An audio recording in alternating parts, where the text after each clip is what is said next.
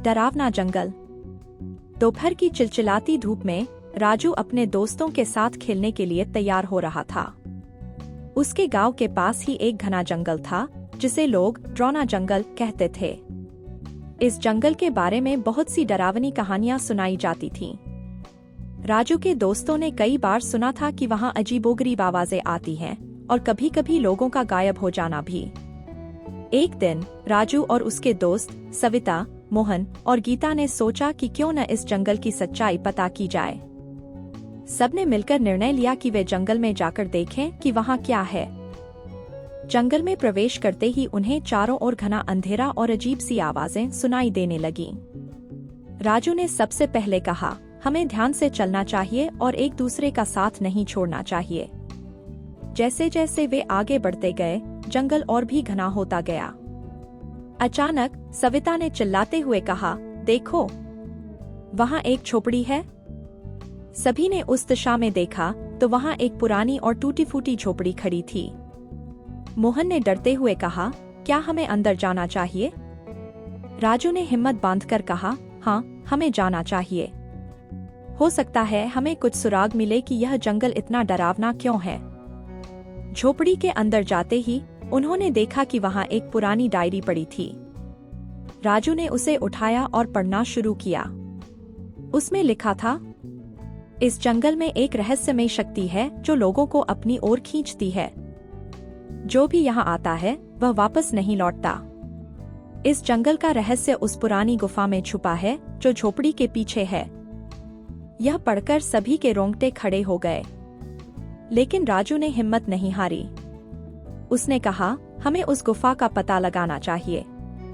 शायद वहीं से इस जंगल के रहस्य का हल मिले। सभी ने एक दूसरे का हाथ पकड़कर गुफा की ओर चलना शुरू किया। गुफा के पास पहुंचते ही उन्हें एक तेज हवा का झोंका महसूस हुआ और अंदर से एक चमकीली रोशनी निकलती दिखाई दी। गुफा के अंदर जाते ही उन्हें एक विशाल दरवाजा मिला जिस पर कुछ अजीब सी लिपि में लिखा हुआ था। गीता ने कहा, यह शायद कोई प्राचीन भाषा है। हमें इसे समझना होगा। राजू ने ध्यान से देखा और कहा, यह दरवाजा तभी खुलेगा जब हम सही शब्दों का उच्चारण करेंगे। सभी ने मिलकर शब्दों का उच्चारण किया और दरवाजा खुल गया। अंदर जाते ही उन्होंने देखा कि वहां एक विशाल कक्ष था जिसमें एक सोने की मूर्ति खड़ी थी। मूर्ति के पास ही एक बूढ़ा साधु बैठा था जिसने उन्हें देखकर कहा, तुम लोग यहाँ कैसे आए?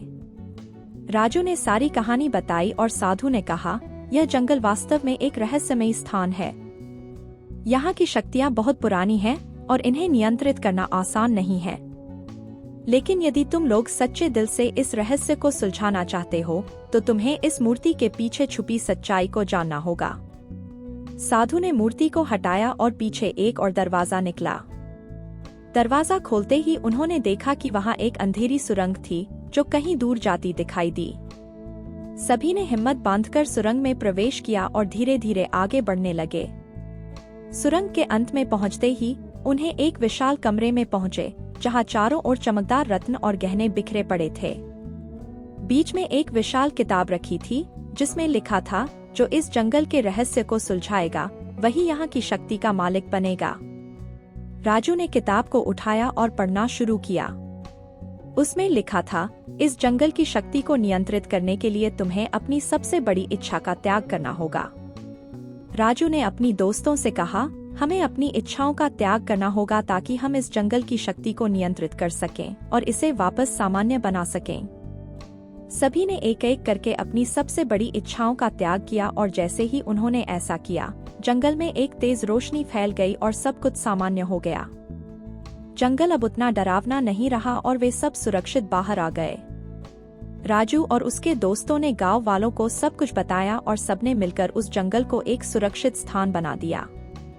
ड्रोना जंगल अब रहस्यमयी नहीं रहा और सबने मिलकर वहां एक सुंदर पार्क बना दिया जहां बच्चे और बड़े दोनों ही आकर आनंद लेते थे। इस तरह राजू और उसके दोस्तों ने मिलकर उस जंगल का रहस्य सुलझाया और उसे एक सुरक्षित और आनंदमय स्थान बना दिया।